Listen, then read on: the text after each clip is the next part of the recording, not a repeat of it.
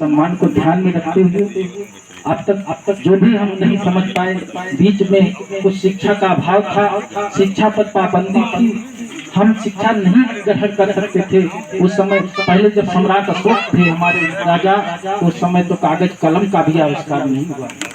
ये राजा हमारे जहाँ जाते थे, राजा को लगता था कि जनता के कल्याण के लिए हमें कोई आदेश जारी करना चाहिए, तो ये पत्थरों पर लिखवाते थे, कटवा के पत्थर पर लिखवाते थे राजा। और वो आज जो खुदाई में प्राप्त होते हैं, उसी से तो हम जानते हैं कि हमारे राजा ने क्या आदेश किया था उस समय जनता के लिए। ये ऐसे सम्राट हैं जिन्होंने ये जो जीटी रोड हमारा बना है, ये 2000 किलोमीटर तक का उस समय जीटी रोड का भी उन्होंने ही निर्माण कराया था। उसके बगल सराय बनाते थे, पानी पीने के लिए कुआं बनवाते थे, पशुओं के लिए अस्पताल बनवाने का भी यही काम करते थे, क्योंकि इनका पूरा काम इन्होंने जो अपना राज व्यवस्था स्थापित किया, जब तलवार रखा तो इन्होंने धर्म के रास्ते सिर्फ मानव के रास्ते पर, मानव का कल्याण कैसे होगा उस पर इन्होंने काम किया था। ऐसे महान पुरुष की आज जयंती है, हम लोग उनसे प्रेरणा लें। हम लोग कुछ न करें तो अपने घर में सम्राट अशोक, भगवान बुद्ध, चंद्रगुप्त मौर्य और जो हमारे पूर्वज दिखाई दे रहे हैं, ज्योतिबा फूले, जो अभी 100-150 साल की बात है, जब शिक्षा पर पाबंदी लगी हुई थी, उस समय इनका आंदोलन रहा है कि नहीं, सबको शिक्षा देना चाहिए, महिलाओं को भी शिक्षा देना चाहिए। तो अपनी पत्नी को भी उन्होंने शिक्षित करने का काम किया और उनसे पूरे समाज को भी शिक्षा दिलाने का काम किए। और जब वो जानते हैं कि उनका कितना जीवन संघर्ष रहा है, माता सावित्री बाई फूले का जब पढ़ाने जाती थी तो कुछ लोग उस समय जो शिक्षा को महत्व नहीं देते थे कि कुछ लोग पढ़ लिख के आगे बढ़े, वो लोग इनके ऊपर गोबर कीचड़ गंदा फेंक कर उनके कपड़े को खराब करने का काम करते थे। फिर है धन है माता सावित्री बाई फूले, सब कुछ सहन करते हुए भी उन्होंने हमारे लोगों को आगे बढ़ाने के लिए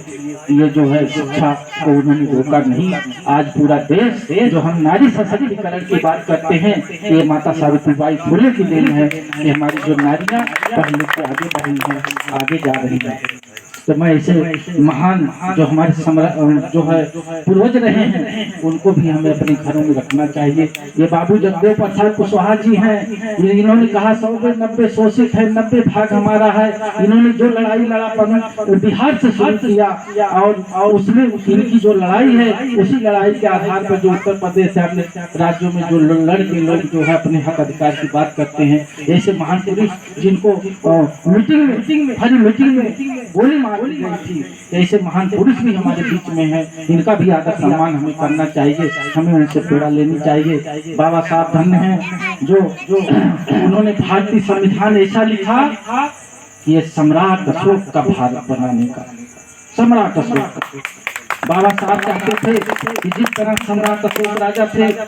सम्राट अशोक के समय में मानवता थी, भाईचारा था, कोई भेदभाव नहीं था, कोई ऊंच नीच नहीं था, समता स्वतंत्रता बंधुत्व न्याय पर आधारित सम्राट अशोक का देश था, राज था। उसी पर उन्होंने लिखा भारतीय संविधान, समता स्वतंत्रता बंधुत्व न्याय, न्याय सबके लिए बराबर होगा, बराबरी का हक दिया जाएगा, सबको न्याय मिलेगा। ये बाबा साहब ने भारतीय संविधान लिख के हम लोगों को बीच में लाके आज जो स्तर है हमारा यहाँ खड़ा होकर बोलने का, जो हमारे साथी बैठे हैं सुनने का, किसी को कोई अधिकार नहीं था इसके पहले जब देश में संविधान नहीं। आपने देखा होगा देश की आजादी के लिए जब कोई इस तरह 2-4 मीटिंगें करने के लिए बैठते थे तो उनके ऊपर गोलियां बरसाई जाती थी, उनको जेल की सलाखों में जाना पड़ता था, क्योंकि उस समय अधिकार नहीं था कि आप किसी के खिलाफ बोल सके।